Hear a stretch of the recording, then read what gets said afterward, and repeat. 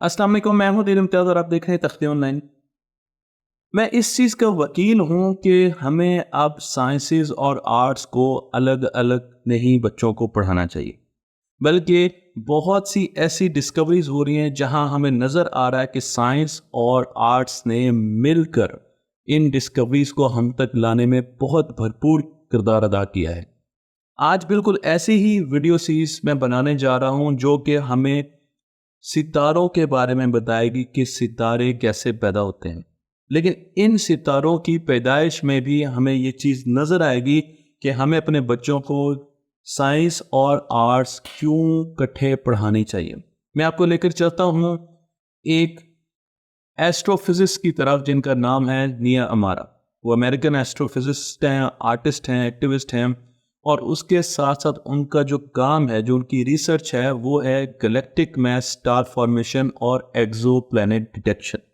यानी उनका काम ये है कि वो सितारों की पैदाइश पर गौर करती हैं, वो सितारों के गिर्द घूमते हुए प्लैनेट्स को दूर दराज उनको डिटेक्ट करती हैं और उसके साथ जो सितारे जिन जगहों पर बनते हैं, जिन नर्सरियों में बनते हैं, उन पर भी बहुत ज़्यादा रिसर्च करती हैं। अगर हम सितारों की बात करें तो निया इस वक्त गैलेक्टिक मॉलिक्यूलर क्लाउड्स को पढ़ रही हैं। गैलेक्टिक मॉलिक्यूलर क्लाउड्स वो जगह हैं जहां पर हमें बहुत से एलिमेंट्स मिलते हैं। गैलेक्टिक मॉलिक्यूलर क्लाउड एक इंटरस्टेलर क्लाउड है जो कि स्पेस में होता है और यहाँ पर आपको गैस मॉलिक्यूल्स, एटम्स और डस्ट पार्टिकल्स मिलते हैं। डस्ट पार्टिकल्स क्योंकि पुराने सितारे जो कि फट चुके हैं उनसे हमें, यानी पुरानी जनरेशन में जो स्टार्स थे उनसे मिलते हैं और इन पार्टिकल्स में हमें हैवी एलिमेंट्स मिलते हैं। हमें निकल मिलता है, हमें आयरन मिलता है। तो हैवी एलिमेंट्स इन क्लाउड्स में सुपरनोवा से आते हैं। लेकिन उसके साथ साथ इन मॉलिक्यूलर क्लाउड्स में हमें हाइड्रोजन के मॉलिक्यूल्स भी मिलते हैं। याद रखिएगा, मैं H2 की बात कर रहा हूं जिसमें 2 हाइड्रोजन के मॉलिक्यूल इकट्ठे हो जाते हैं। मैं हाइड्रोजन एटम की बात नहीं कर रहा। मैं आपको यहां पर एक गैलेक्टिक क्लाउड की स्ट्रक्चर के बारे में बता रहा हूं। तो आप देखें कि इस स्ट्रक्चर में आपको यहां पर नजर आ रहा है कि बाहर की तरफ क्लाउड है पूरा का पूरा येलो और उसके बाद अंदर आपको क्लम्प नजर आ रहे हैं, डस्ट के क्लम्प्स नजर आ रहे हैं और उसके अंदर आपको एक नूडल की तरह, जिस तरह आप पंजाबी में कहते हैं गुडोया, अर्थवॉर्म की तरह का स्ट्रक्चर नजर आ रहा है जिसे फिलामेंट कहते हैं। फिलामेंट वो जगह है जहां पर बहुत ज्यादा डेंसिटी होती है और मैस कंप्रेस हुआ होता है और उसके बीच में है कोर। तो कोर आप देख सकते हैं और कोर स्टार का एनवेलप होता है। जहां पर स्टार बन रहे हैं उसका जो बाहर का अहाता होता है उसे कोर कहते हैं। तो यहाँ पर मुख्तलिफ स्टार में फॉर्मेशंस हो रही हैं जो कि हमें यहाँ पर नज़र आ रही हैं। मैं आपको यहाँ पर फिलामेंट्स दिखा रहा हूँ। तो फिलामेंट्स आपको दूर से नज़र आ जाएंगे, बिल्कुल एक अर्थवॉर्म की तरह हमें स्पेस में नज़र आते हैं, लेकिन यहाँ पर गैस बहुत ज़्यादा डेंस होती है। तो क्लाउड में, एक पूरे मॉलिक्यूलर क्लाउड में आपको इस तरह की लड़ियाँ नज़र आती हैं जहाँ पर बहुत ज़्यादा डेंस गैसेस होती हैं और उन डेंस गैसेस में आपको कोर्स नज़र आती हैं। उन कोर्स में, उन अंडों में स्टार फॉर्मेशन हो रही होती है और साथ साथ प्लैनेट्स बन रहे होते हैं। ये बिल्कुल वैसे ही है जैसे कि रशियन डॉल्स। मैं आपको रशियन डॉल्स की एग्जांपल इसलिए दे रहा हूँ कि अगर आप रशियन डॉल की हायरार्की देखें तो एक बड़े डॉल में छोटी डॉल, फिर उसके अंदर और छोटी डॉल, फिर और छोटी डॉल, तो बड़े से छोटे की तरफ जाते हैं और पैक होते जा रहे हैं। बिल्कुल इसी तरीके से ही हमें यहाँ पर मॉलिक्यूलर क्लाउड्स में भी तहें नजर आती है। जैसा प्याज की तहें, इसी तरह इसकी तहें भी नजर आती हैं और हमें नजर आता है कि किस तरीके से यहाँ पर स्टार्स बन रहे हो।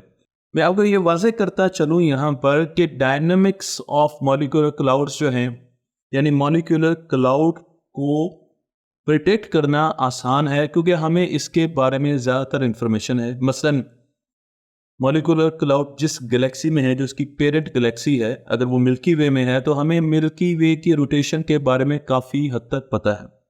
सोलर सिस्टम्स के बारे में भी और उनकी रोटेशन के बारे में हमें काफ़ी हद तक पता है। इसलिए ये तमाम वो सिस्टम है जो कि फिक्स्ड है, इनके पैटर्न्स फिक्स्ड है, इसलिए हम मॉलिक्यूलर क्लाउड के मूवमेंट के बारे में बहुत अच्छे अंदाजे लगा सकते हैं। लेकिन वो जगह जहाँ पर हमें बहुत मुश्किल पेश आती है चीज़ों को प्रिडिक्ट करने के लिए, वो है स्टार से स्टार के बीच में जो इंटरस्टेलर मीडियम है, वो ऐसा इलाका है जो कि बहुत टर्बुलेंट है, जहाँ पर आपको बहुत ज़्यादा क्योटिक और रैंडम बिहेवियर्स मिलते हैं, जिसे मॉडल करना बड़ा ही मुश्किल है। ये वो इलाका है जिसे मॉडल करने में हमें बड़ा मसला आता है। तो जब हमने इस क्लाउड को पढ़ना है, क्योंकि इस क्लाउड को पढ़ने के लिए हमें आसानी ये होगी कि हमें पता चल जाएगा कि स्टार फॉर्मेशन कैसे होती है, हम इसकी तस्वीर खींचते हैं। अब क्लाउड है 3 डायमेंशनल, और तस्वीर है 2 डायमेंशनल। तो 2 डायमेंशंस में क्या पूरी की पूरी इंफॉर्मेशन आ जाएगी 3 डायमेंशनल एक ऑब्जेक्ट की? बिल्कुल नहीं आ सकती। इसलिए उस तस्वीर को खींचते ही इंफॉर्मेशन लॉस जो है वो तो उसी वक्त हो जाता है। हमारे पास बहुत कम इंफॉर्मेशन आती है, और उस इंफॉर्मेशन से हम जितनी चीज़ें सीख सकते थे हम सीख चुके हैं। अब हमें ज़रूरत है एक ऐसे मॉडल की जिसमें ज़्यादा इंफॉर्मेशन आए, और वो इंफॉर्मेशन आएगी जब हम इन क्लाउड्स के 3D मॉडल बनाना शुरू कर देंगे। इन गैलेक्टिक क्लाउड्स के 3D मॉडल बनाना शुरू कर देंगे, और यही काम निया हमारा कर रही हैं, क्योंकि वो आर्टिस्ट भी हैं और वो एस्ट्रोफिजिसिस्ट भी हैं। मैं आपको यहाँ पर ये भी बताता चलूँ कि स्टार फॉर्मेशन जिसे हम बार बार डिस्कस करते हैं, वो उन रीजन्स में होती है जहाँ पर टेम्परेचर बहुत ज़्यादा कम होता है। तो आपके पास एक क्लाउड है और उसमें कुछ जगह ऐसी है जहाँ पे टेम्परेचर 0 से बहुत ज़्यादा नीचे चला गया, 100 डिग्री 0 से नीचे है। वहाँ पर ऐसे इलाके हो सकते हैं जहाँ पर स्टार बन सके। लेकिन अब उसके साथ साथ हमें और चीज़ों की भी ज़रूरत है। वहाँ पर H2 मॉलिक्यूल्स भी होने चाहिए स्टार फॉर्मेशन के लिए, और वहाँ पर आपको ट्रेसेस मिलेंगे कार्बन मोनोऑक्साइड के, हीलियम के। स्टार डस्ट तो मैंने पहले बता दिया कि पुरानी जनरेशन के स्टार से वहाँ पर मौजूद है। तो ये एक तरकीब है सितारा बनाने के लिए। टेम्परेचर कम, उसके साथ hydrogen molecule, CO carbon monoxide, star dust और हैवी एलिमेंट जो कि स्टार डस्ट में मौजूद हैं, वो सारे के वो सारे वहाँ पर मौजूद हों। ये मॉलिक्यूलर क्लाउड्स इतने ज़्यादा ठंडे होते हैं कि हम इन्हें विजिबल स्पेक्ट्रम में नहीं देख सकते। तो हमारे पास हबल टेलीस्कोप है जो कि विजिबल स्पेक्ट्रम में देखती है। उससे इन क्लाउड्स को, इन गैलेक्टिक क्लाउड्स को, उनका मुआयना करना नामुमकिन है। इसलिए हमें ज़रूरत है इंफ्रारेड की और रेडियो स्पेक्ट्रम की। इंफ्रारेड में जेम्स वेब टेलीस्कोप देखती है, तो उनके ज़रिए हम इन क्लाउड्स को बहुत अच्छे तरीके से पढ़ते हैं। और इसी तरीके से हमारे पास रेडियो टेलीस्कोप्स भी हैं जो कि इन क्लाउड से आने वाली इंफॉर्मेशन को कैप्चर करती हैं। जब एक सितारे ने वजूद में आना है तो उस वक्त हमारे पास छोटे छोटे क्लाउड्स बनने शुरू हो जाते हैं।